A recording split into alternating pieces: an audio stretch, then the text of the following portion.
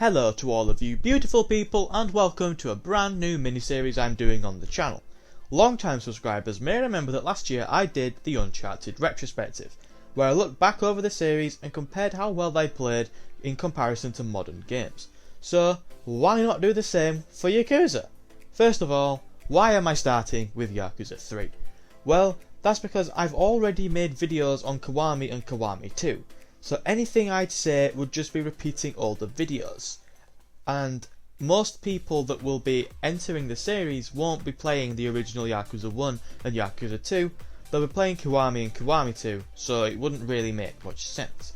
I will include those previous videos in this playlist though, so you can watch them if you so wish. But today, we're going to kick things off with Yakuza 3, so join me as we explore the Yakuza Retrospective Yakuza 3. I would like to start off with the characters, because I feel as though the strong characters are the backbone of what makes these games so enjoyable to play. Yakuza 0 has the most well-rounded and fleshed out characters I've ever seen, and Kiwami and Kiwami 2 do a brilliant job of building upon them. But if you started with 0, firstly I'd recommend not watching this video until you've played the Kiwamis, as I will spoil them. Secondly, you will have realised that by the time you get to 3, most of the cast you've grown to know and love are pretty much dead already, and been entirely replaced. I commended Kiwami 2 for adding a strong sidekick in Sayama. Then in Yakuza 3, she just disappears. I don't know if there was an issue with her voice actors or anything, but I was very disappointed to see yet another character that I'd grown to love was deserting me. Am I really that difficult to love? Then we've got the baddies. We love a good Yakuza villain, don't we? 0 had many, Kiwami had Nishiki, Kiwami 2 had Ryuji, and 3 has quite a few. I think that of the games from 0 to 3, 3 is definitely the weakest when it comes to the antagonists. Tamashiro, for example, is pretty generic. I didn't really care too much for him. Kanda doesn't really add much to the game. Hamazaki's introduction scene was so powerful that I expected him to be the big baddie of the game, but he doesn't really contribute much either. Though it has to be said, I really did like Mine though. His menacing calmness is quite scary. How can a man this brutal appear so unbothered, so nonchalant about everything that's going on? He also has what I feel is a very strong character arc, and once his motivations were explained, I did feel a little bit sorry for him. Then we have Rikia, who has a heart of gold, bless him. His personality and characteristics remain consistent throughout, and it's difficult not to admire the naivety which comes hand in hand with his fierce loyalty. The usual suspects also return. Kiryu is obviously here, he's the protagonist, and he appears increasingly wide here in terms of his character model. We do see a very emotional Kiryu at times, as he now has something to lose. Date is here as well. Not much to say, he's still Date, he plays the exact same role Date always has. Haruka has slowly developed into a slightly more important role as she gets older, and I envision that she will become even more important in the games to come. Majima is also Majima. He's a mental case. He seems a little bit more restricted than he did in Kiwami and Kiwami 2, but that's because they, from my own understanding at least, they almost rewrote his character a little bit in those games by adding new cutscenes and whatnot. Though he's much more of a direct ally here compared to the previous games, where he was an ally, but you can never really be sure because, as I said, he's crazy. That's pretty much it for the characters, so what about the story itself?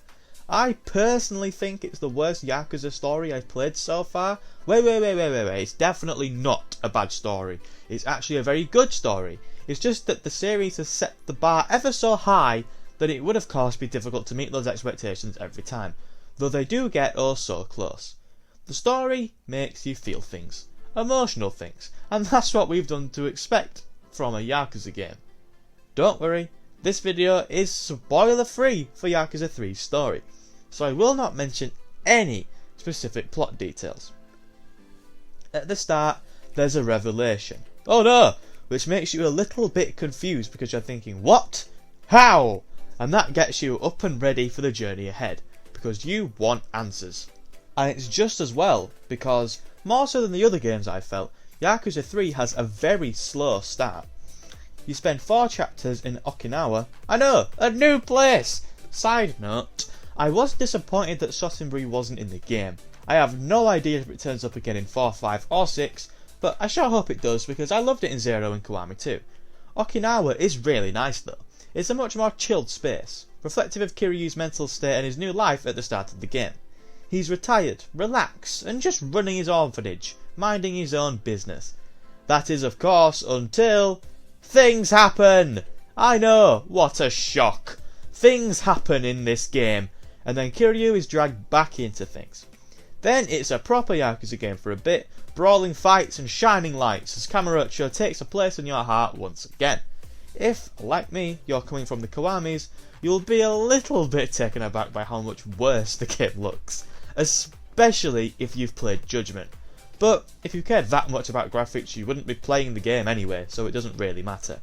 Then, after many hours of having fun, the game comes to a halt, and it's basically the first 4 chapters all over again for a short while. But before long, you're back in the swing of things, and it's time to railroad towards the finish. Overall, with a few minor hiccups in terms of pacing here and there, it's a very strong story, and one that is definitely worth playing the game for. Now, the gameplay itself. If you've watched my previous Yakuza videos then you'll know this, but full disclosure, I don't really play these games for the combat. I enjoy the combat, don't get me wrong, but I'm here for the story. The game is definitely the most clunky of the Yakuza games that I've played, especially coming in from Kiwami 2, it's definitely a massive dip. It's still the same style, strategic beat 'em up combat you've come to expect, just with a bit more jank than you're probably used to. The boss battles are more frustrating than I remember in comparison to the older games. The end of Kiwami aside of course, many of them seem prone to blocking your attacks, meaning that your best course of action for the most part is playing on the counter attack, using Tiger Drop to bait them in before dealing devastating damage as a rebound. I'm not one of those people who say the enemies try to defend me, it's too difficult, or anything like that. You can counter and quickstep, there are ways around it. It's just like if you're playing a football game, or soccer for my American friends, and the other team have got all 11 men in the box just defending and refusing to go forward. Like, yeah, you can break them down, but it's boring. Overall though, I don't think the combat is boring. The combat is a lot of fun, and if you've enjoyed it in the other games, you'll enjoy it here as well. One change from the Kiwamis I really liked was the approach to random encounters. I never really liked them in the other games, and truth to be told, I don't really like them here either. They just get in the way of what I want to do. But here, you don't have a cone on the map to run away from. Seemingly, anybody can come up and attack you in the street, though eventually you do figure out which people are going to come and attack you and can try and walk around them. It makes for a much more organic and infinitely more annoying experience. The sub-stories were also a big strength of this game as well, compared to Kiwami 1 and 2 anyway, where most sub-stories revolve around someone just trying to scam you. They're often multi-layered in 3, with several strands taking you back and forth between Kamurocho and Okinawa, ensuring that you do get the most out of each area. The mini-games are also here with bowling, golf, darts, and many more, including my personal favourite, karaoke. It's actually wild when you think about how old this game is and how many different things there are for you to do. Then compare it to 2020 Cyberpunk, where you can't do anything in the open world. Off topic, I know I've just needlessly dunked on Cyberpunk, but it's just a way of making the point that the makers of Yakuza absolutely know what they're doing when it comes to creating realistic, immersive, interactive cities in comparison to the industry's biggest modern games.